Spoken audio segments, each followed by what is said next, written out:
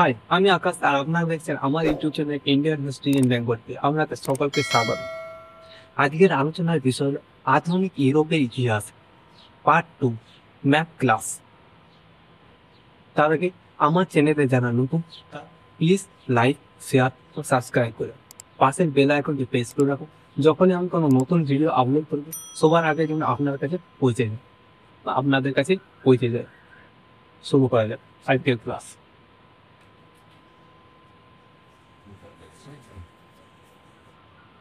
দেখুন কি বলে, আইবেরিয়ান দ্বীপ বলে আগের দিন বলা হয়েছিল। এটা কি বলা হয়? আইবেরিয়ান দ্বীপ প্রথমেই আছে, ভূমধ্য সাগরের প্রথমেই উপরে আছে কি আছে, আইবেরিয়ান দ্বীপ আছে। ঠিক আছে, আইবেরিয়ান দ্বীপে কি বলেছিল, প্রথমে আছে পর্তুগাল, এদিকে আছে স্পেন। পর্তুগাল আর স্পেন। পর্তুগালের রাজধানী কি লিসবন, আর স্পেনের রাজধানী মাদ্রিদ। স্পেনের রাজধানী মাদ্রিদ। ঠিক আছে, উপরে কি আছে? উপরে আছে ফ্রান্সের, উপরে হচ্ছে ফ্রান্স। ফ্রান্সের রাজধানী কি বলি? প্যারিস বলি। ফ্রান্সের রাজধানী প্যারিস। আর উপরে কি আছে? ভার্সাই। উপরে কি আছে? ভার্সাই। সাংস্কৃতিক রাজধানী, ফ্রান্সের সাংস্কৃতিক রাজধানী কি আছে? ভার্সাই আছে। ঠিক আছে, ফ্রান্সে কি হলো? তিনটা বিপ্লব হয়েছে। ঠিকই, একে হয়েছিল বলেছিল ফরাসি বিপ্লব কত খ্রিস্টাব্দে? 1789 খ্রিস্টাব্দে। ঠিক আছে, দুই আছে কি জুলাই বিপ্লব কত খ্রিস্টাব্দে? 1830 খ্রিস্টাব্দে। তিনে আছে ফেব্রুয়ারি বিপ্লব কত খ্রিস্টাব্দে? 1848 খ্রিস্টাব্দে। 1848 খ্রিস্টাব্দে। এটা হচ্ছে কি হলো? ফ্রান্সে হলো। দেখতে হইলো ফ্রান্সে, ফ্রান্সে হইলো তিনটা বিপ্লব হইলো ফ্রান্সে। এরপর কি আছে? জার্মান। এরপর আছে জার্মান। জার্মানের রাজধানী কি? রাজধানী কি? বার্লিন। কিন্তু বার্লিন ছিল কি? বার্লিন প্রথমে থাকেনি, পরবর্তীকালে থেকে কত খ্রিস্টাব্দে? 1871 খ্রিস্টাব্দে। অর্থাৎ 1871 খ্রিস্টাব্দে রাজধানী কোথায় করা হয়? বার্লিন করা হয়। ঠিক আছে, তার আগে কি ছিল? প্রাসিয়া ছিল। প্রাসিয়া স্বাধীন ছিল। কি ছিল? প্রাসিয়া। জার্মান করতে একমাত্র ছিল প্রাসিয়া। ঠিক আছে, এখানে কোটা যুদ্ধ হয়েছিল মেনলি তিনটা পড়তে হবে আমাদের। জার্মানিতে কোটা পড়তে হবে তিনটা। কি জার্মানিতে আমাদের তিনটি পড়তে হবে। কি কি? জার্মানির ঐক্যকরণ। ঠিক আছে, প্রথম বিশ্বযুদ্ধের জন্য জার্মানকে দায়ী করা হয়, দ্বিতীয় বিশ্বযুদ্ধের জন্য জার্মানকে দায়ী করা হয়।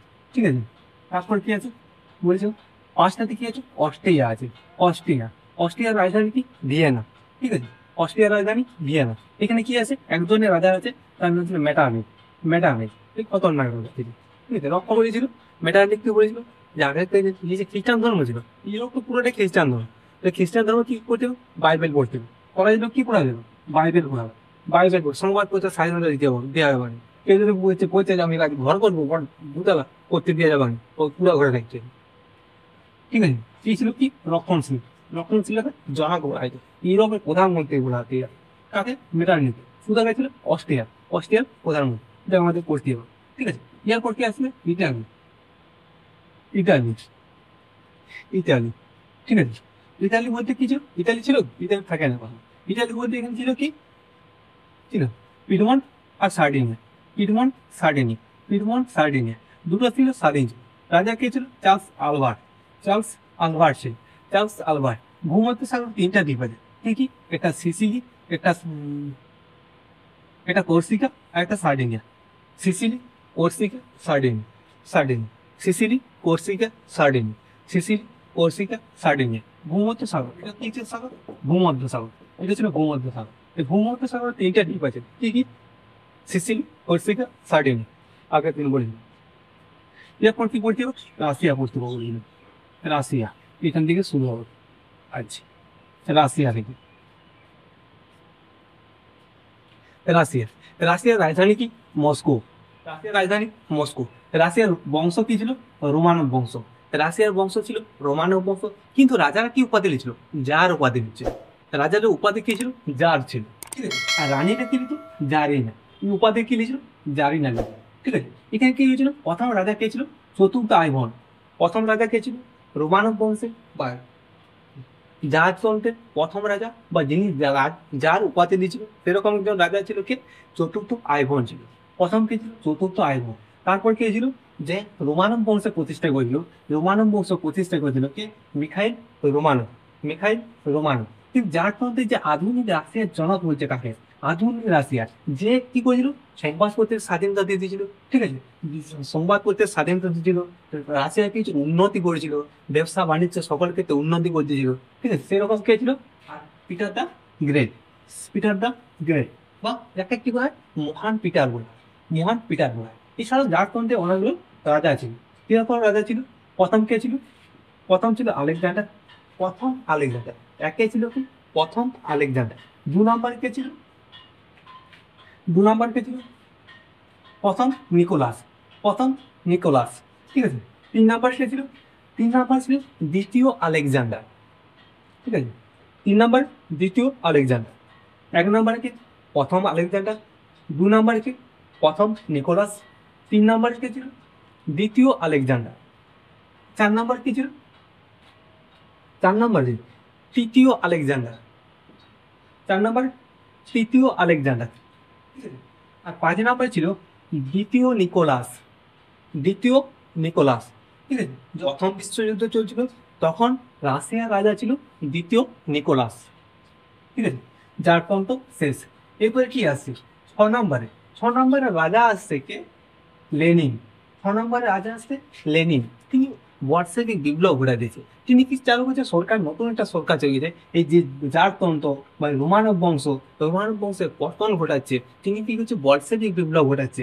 এখান থেকে শুরু হচ্ছে সাম্যবাদী সরকার। কি হচ্ছে? সাম্যবাদী সরকার, ঠিক আছে। ও বলশেভিক বিপ্লব বা মার্ক্সবাদী সরকারের প্রতিষ্ঠা করছে। কি সরকার প্রতিষ্ঠা করছে? মার্ক্সবাদী। মার্ক্সবাদী কার্ল মার্ক্সের নীতির ফলো করছিল বলে গিয়ে মার্ক্সবাদী বলা হয় বা সাম্যবাদী বলা হয়, ঠিক আছে।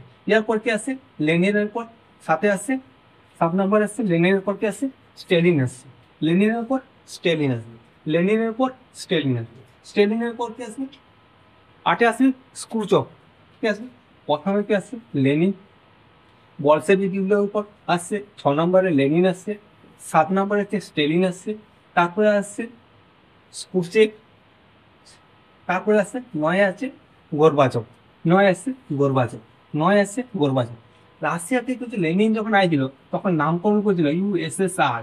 ইউএসএসআর, ঠিক আছে। কিন্তু পরবর্তীকালে যখন গোরবাচভ আসছিল তখন কি হয়েছে? ইউএসএসআর কত ভাগে ভাগ হইল? 15টা ভাগে ভাগ হয়ে গেল। 15টা ভাগে ভাগ হয়ে গেল। কত খ্রিস্টাব্দে? কত খ্রিস্টাব্দে? 1991 খ্রিস্টাব্দে। 1991 খ্রিস্টাব্দে, ঠিক আছে। 1991 খ্রিস্টাব্দে যখন লাস্টে আসছে গোরবাচভ আসছে তখন কি হয়েছিল? রাশিয়া 15টা ভাগে ভাগ হয়ে গেল, ঠিক আছে। রাশিয়া 15টা ভাগে ভাগ হয়ে গেল। ইউএসএসআর নাম পরিবর্তন করে রাখা হচ্ছে রাশিয়া। রাশিয়া রাখা হচ্ছে। রাষ্ট্র কি হচ্ছে? রাশিয়া করা হচ্ছে। বলকান অঞ্চল পড়তে হবে। এখান থেকে এড্রিয়াটিক সাগর আছে। কোথায় আছে? ইতালির পাতে। ইতালির পাশটাতে আছে এড্রিয়াটিক সাগর আছে। এদিকে কি আছে? পূর্ব দিকে অ্যাড্রিয়াটিক সাগর আর পশ্চিমে কি আছে? ভূমধ্য সাগর। পূর্বে অ্যাড্রিয়াটিক সাগর আর পশ্চিমে ভূমধ্য সাগর। এই অ্যাড্রিয়াটিক সাগরটার পাশেই আছে কি আছে? বলকান অঞ্চল। বলকান একটা কি আছে? পর্বত আছে। বলকান একটা পর্বত আছে, ঠিক আছে। তার জন্য কি হয়েছিল? পর্বতের নাম হচ্ছে কি হতো? বলকান অঞ্চল বা বলকান দেশ। বলকান অঞ্চল থাকে বা বলকান দেশ। নিচে কি ছিল? গ্রিস ছিল। নিচে কি ছিল? গ্রিস ছিল, ঠিক আছে। তারপরে আছে তুরস্ক। গ্রিসের নিচে আছে তুরস্ক। কি আছে? গ্রিস আছে। গ্রিস সম্বন্ধে আমাদেরকে জানতে হবে, ঠিক আছে। এছাড়া আছে বসনিয়া আছে, রোমানিয়া আছে, বুলগেরিয়া আছে, সব জানতে হবে সব। এগুলো হলো। এবার হচ্ছে ইংল্যান্ড। ইংল্যান্ড জানতে হবে। ইংল্যান্ডের কাজ জানতে হবে কি যেন? শিল্প বিপ্লব। কত খ্রিস্টাব্দ? 1776 খ্রিস্টাব্দে শিল্প বিপ্লব। শিল্প বিপ্লব। ইংল্যান্ডে প্রথম কেন শিল্প বিপ্লব দেখা যাচ্ছে? কি কারণ ছিল? কেন দেখা যাবে? ইংল্যান্ডে কেন দেখা যাবে? অন্য এখানে কেন দেখা যায়নি? ঠিক আছে, তার জন্য সেটা ইংল্যান্ডটা পড়তে হবে। এটি ছিল আজকের বিষয়।